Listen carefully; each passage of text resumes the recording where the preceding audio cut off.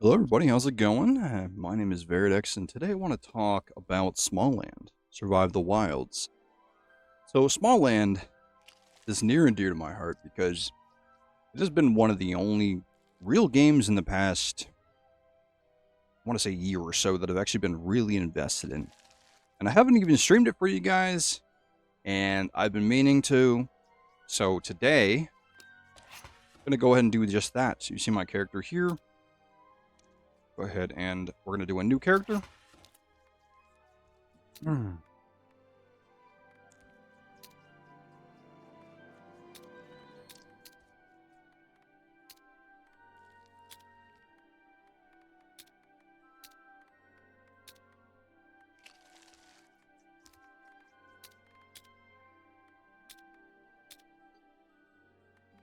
of like the feminine strong. Looks nice. I think I'm kind of feeling maybe a little something like this, to be honest.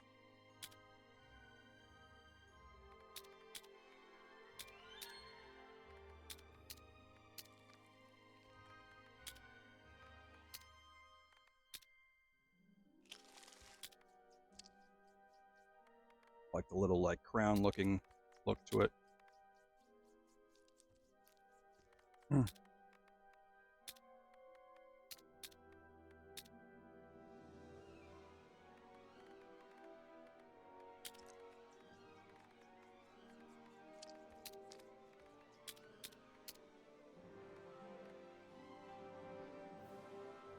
It doesn't look too bad. Like that.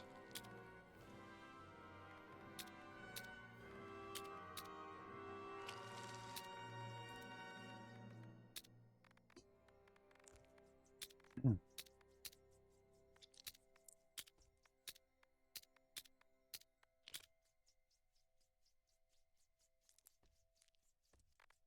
Not bad, not bad. We'll do that.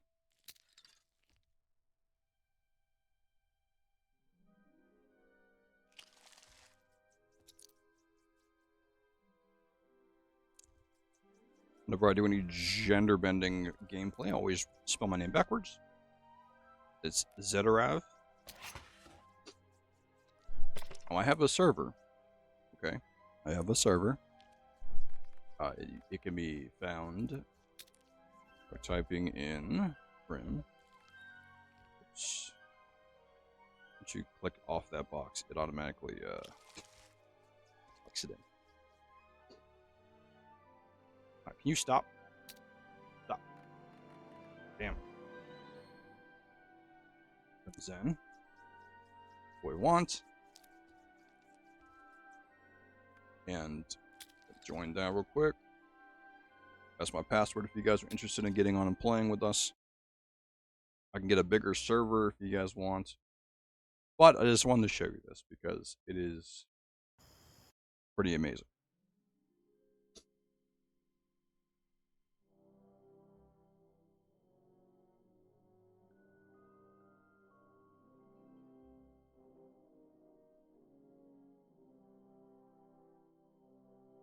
You guys taking the lore, read along, you know.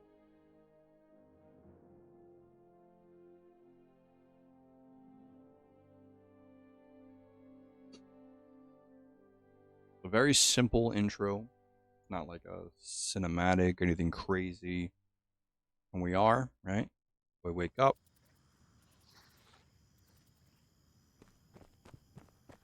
And we're not in the place we're supposed to be. Okay. So, what I'm gonna do is can't jump to my death from this apparently. That's a new thing I never realized. So don't mind me. We'll go ahead and we'll unstick. Typically, right?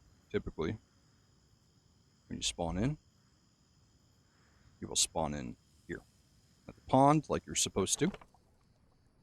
So we wake up, we've been stung. We've been attacked by hornets. Here is the hornet over here. This is our buddy who's been stung by the hornet. So he's got a really bloody sting wound. So that was unpleasant. What was that thing attacking? Well, What was that thing attacking us? Of course, we know it's a hornet, right? But anyway, a hornet. I think I've never seen one so aggressive. Are you injured? I'll be fine, Ricky. I just need to rest for a while. He's been here since, forever. Okay, so we're gonna go talk to Captain Hearn. Get a little journal quest here. We're gonna set out immediately. Long trek. We can ask about where to find resources, stuff like that. Essentially, what's cool is being a part of the race of small folk, you can use your antenna or your antennae. If you've never picked up an item before, it shows a question mark. We don't understand what that item is or how that item's useful for us. So pick it up. Like, oh, like, cool. We got some items here now, and we can actually put that in our inventory.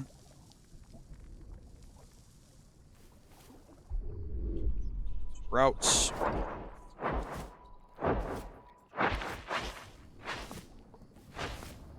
You can always use your antennae whenever you want. There's been some times I've actually got my little antennae radar vision stuck on. I don't know if you have to hold it for longer or not, but there's some ladybugs in the very beginning. You could attack them, but there's question marks showing that we don't know what they drop. Yeah, so it is allowing me right now to stay in this mode because I held the button. But they are passive, and I believe they're actually pacifists. If you hit them, they run away. But there's just so much to find in this game. As you saw before, the map is rather large. There's these world events that go on. Each server is different with world events. The map is giant.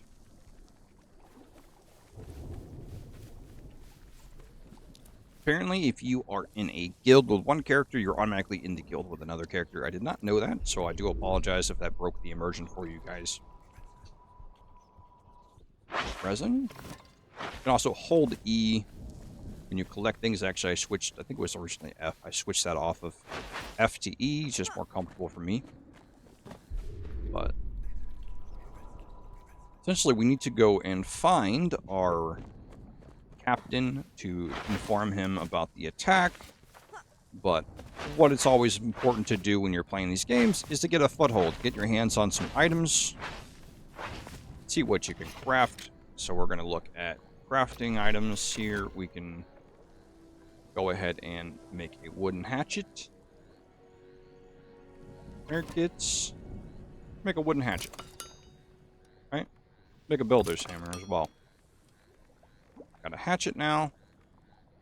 Hatchets are obviously used for chopping. So there's some cattails. We could chop these down.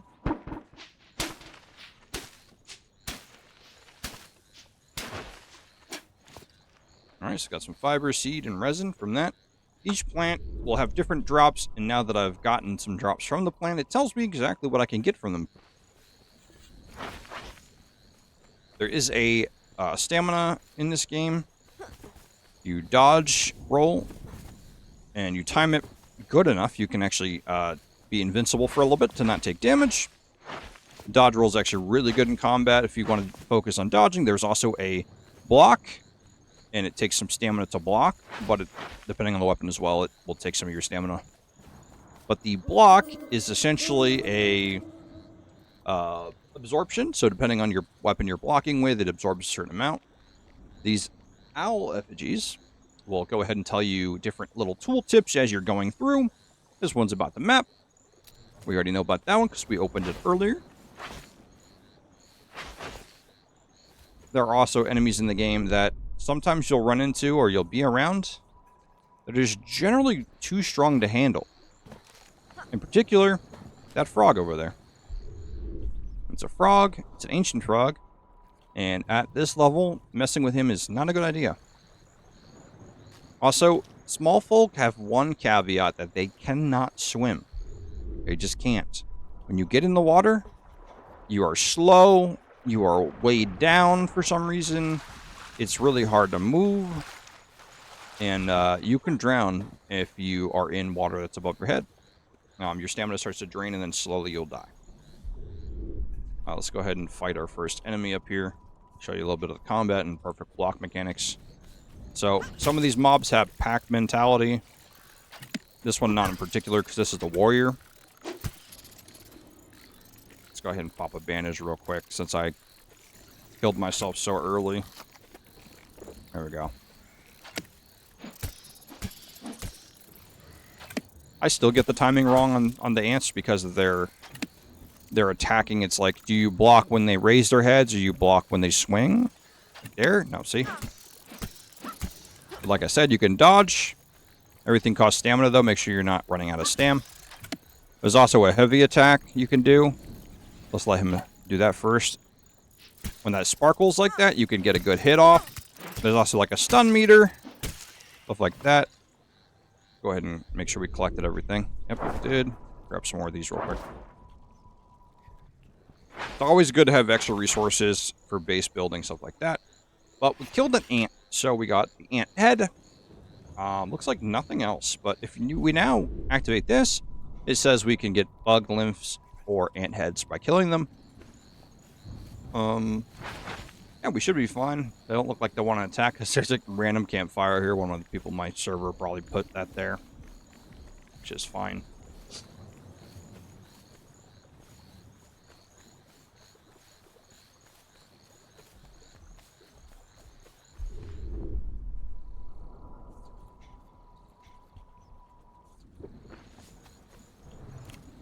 Alright, talks about the owl effigies themselves and what they do. Interesting tooltip. Interesting placement on that.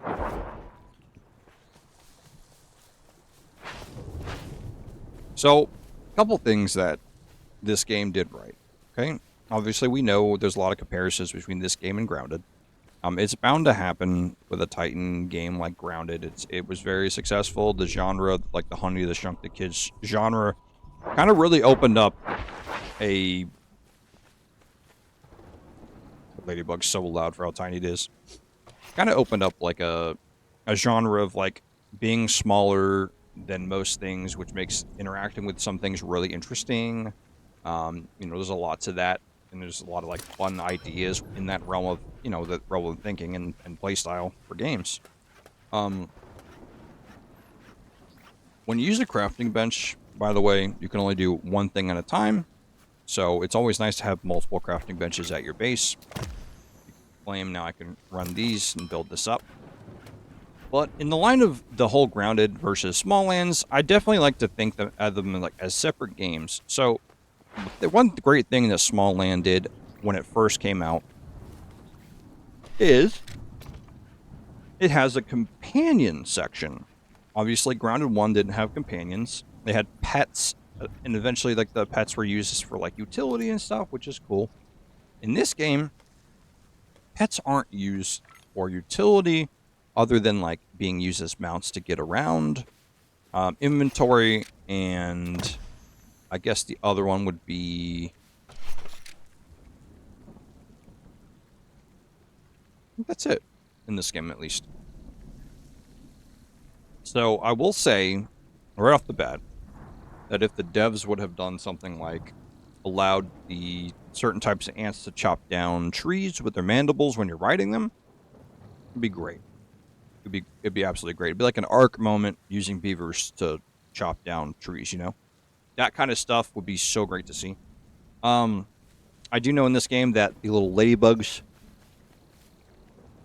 you can tame them, and then upon taming them, you can essentially get like a little mini backpack pet that runs around with your stuff you can store on them, which is pretty cool. The nocturnal ladybugs are used as like, they're aggressive, so they actually can fight and stuff and whatnot. But these ones right here, inventory management stuff.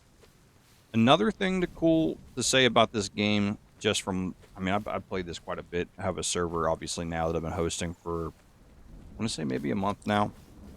Also, shout out to my server host, Ping Perfect.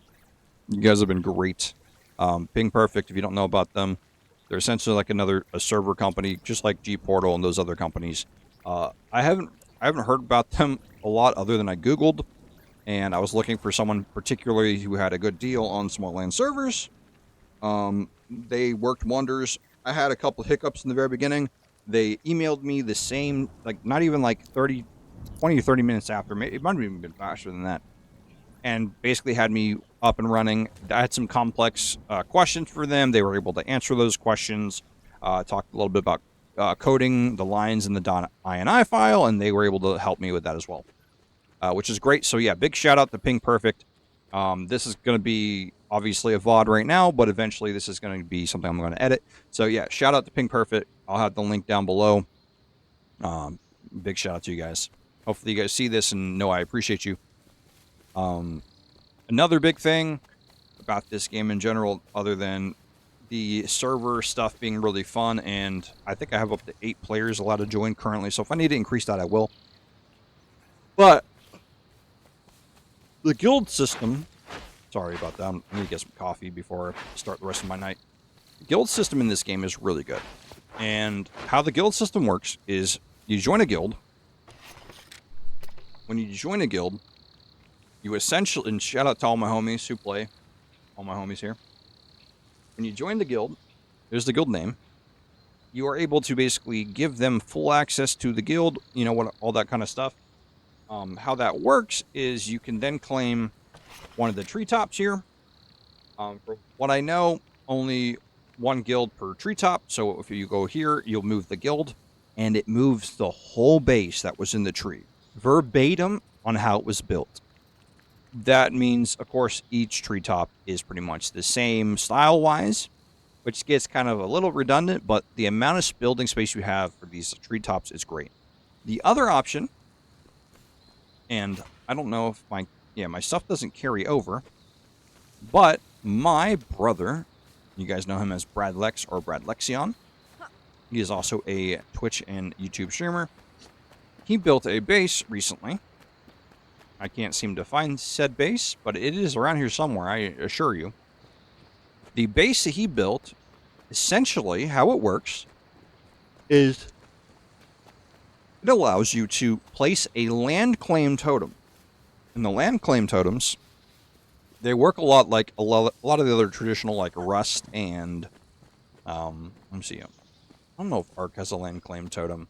A lot of like online base building survival crafting games will use like a claim totem or a land claim totem.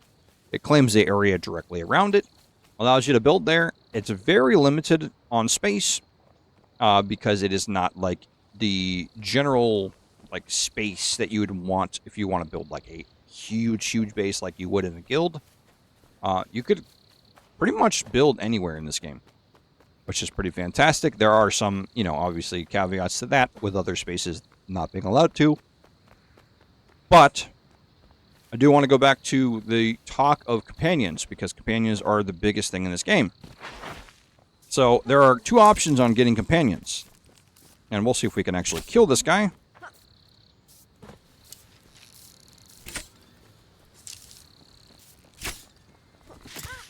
Hit me still.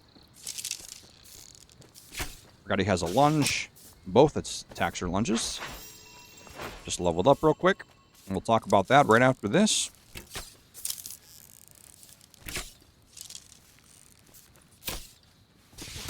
Okay, there we go. That's better. I'll wait for him to do the little travel animation first. I just crit right there, too. Crit for 27. I also think he was weak to piercing, so that kind of just was in our favor. So you have a chance of when you kill... Perfect example, actually. When you kill an enemy, you have a chance of them dropping an egg. You can then incubate this egg in an egg incubation center, which is placed specifically at the big giant trees, just because in those trees there are spawn spots for raids. You incubate one egg, and there is a raid associated with each egg. There is no timer on the eggs, and there's some kind of, you know, cheesy stuff you could do with raids. You can, you know, you can set down spike walls and different types of walls to block them out for their path. Obviously, enemies can destroy your building structures. You can also set up your pets and insects and stuff up there as defense, kind of like fortifications to like stop the enemies from getting through. But anyway, once you tame or you incubate the egg, you can then left-click it in your inventory or put it in your bar, and you can then have the desired insect that you tamed.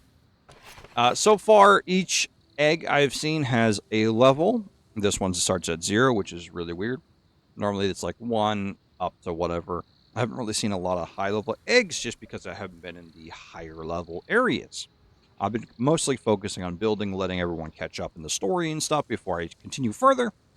But there is a quality to each egg. Now, I can't get this confirmed because I've had multiple people online talking about it.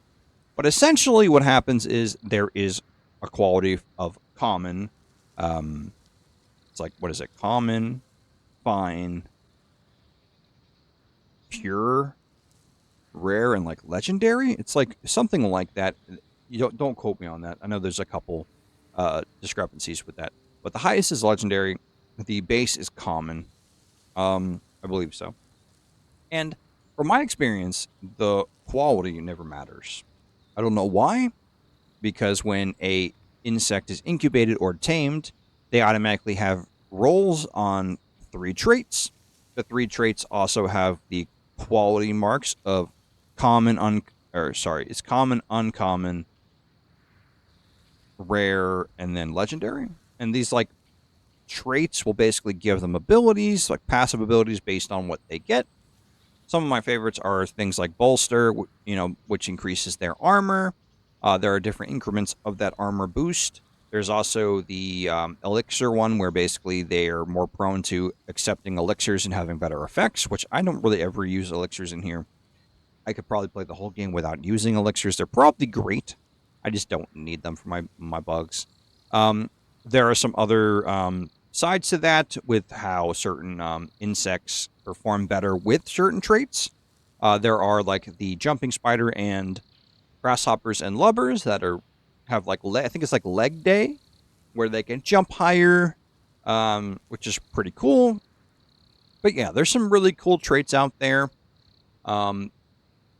Essentially, find out for yourself, or look it up. It's up to you. I won't give too many, just in case you're interested in learning.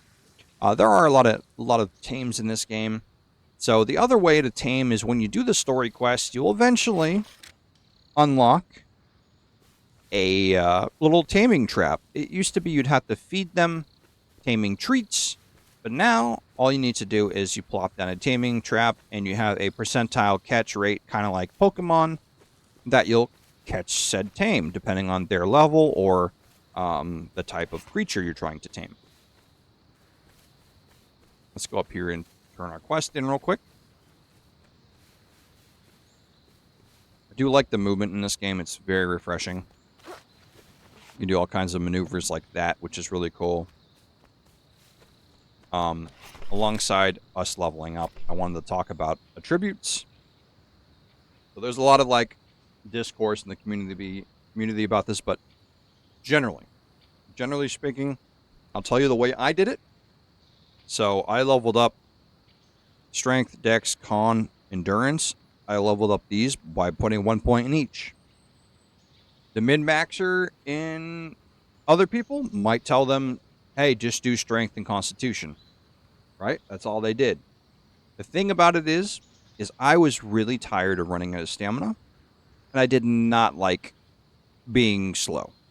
So that's why I always went ahead and put points in everything here, and then I prioritized strength and con over everything else.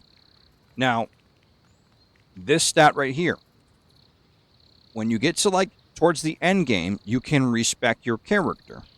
And intelligence matters because you have a chance to craft a higher tier weapon or armor depending on your intelligence stat. So eventually later on, you want to go ahead and respec, dump everything in intelligence, and then go ahead and craft. And then go back and respec again, and then go back to whatever build you had before, once you get the desired outcome of the crafting you wanted to do.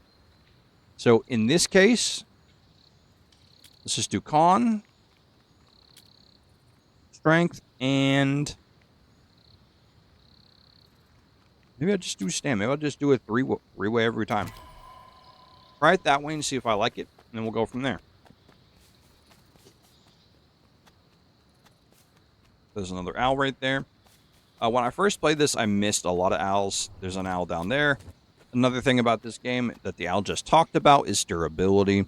way durability works in this game is actually quite decent. So you will have durability on everything you have. Everything has durability. The better quality of the item and the material it's made out of will affect the durability. So in particular, this is made out of wood, so durability is 200. When you start getting things made out of bone and metals, stuff like that, the increments on durability starts going up by hundreds, 50s or hundreds. Eventually, you get to the point where your durability will last for a longer amount of time. You can also upgrade equipment, and when you upgrade equipment, I believe it also brings up the durability as well. Things can be repaired by going to a bench and repairing using your repair kits, or you can actually repair them out in the wild if you happen to have repair kits on you. Let's turn this quest in real quick. So, this is Ernest Manikabi. Ern. So we're just reporting about the Hornet attack. They talk about, identified a few treetops that could serve as locations for establishments. We talked about the guild encampment, stuff like that. He marks it on our map, and we can ask him about the tree encampments. We can ask him about Elder Ludwig. We can ask about crafting some armor. So every NPC is going to have some unlockables via armor that we can craft. So the padded stuff is for cold conditions and temperatures, while the light stuff is for speed and movement. Now, this right here is going to give us 4 protection, 9 cold, while this is going to give us 4 protection and 2% movement speed. Same tier of durability because it falls within it's being made with fiber. So we get the 200. This stuff is not going to matter right now, but when it does matter is when it starts getting cold. So we have a seasonal chart somewhere. I don't even know where the seasonal chart is, but this is the day cycle. There's a smaller amount of day than there is, the smaller amount of night than there is day. And how that works is normally at night it gets colder, while at day, obviously, sun's out, it's, sunnier and the heat is up. I've never experienced where heat has been too worrisome, but I assume later on when we go into different biomes, that's going to become a problem. As you can see right here, 9 low. That's basically the temperature we have right now. There's also a comfortable section down here. It tells us we're in the mid-ground for comfort. So we are fine in that regard. Oh, the storm is approaching. I might not have any place to go to for that storm, to be honest. And the rain's coming in, too. I might honestly just be screwed. So the importance of building a base is for things like this, where this event is happening. When it rains, it's going to basically start to thunder and have hazardous weather conditions, more than likely dropping and plummeting the temperature. If you have no place to go, you're honestly just kind of messed up and screwed at that point. There's not much you can do about that. Oh, you guys are mad. You guys are aggressive little guys.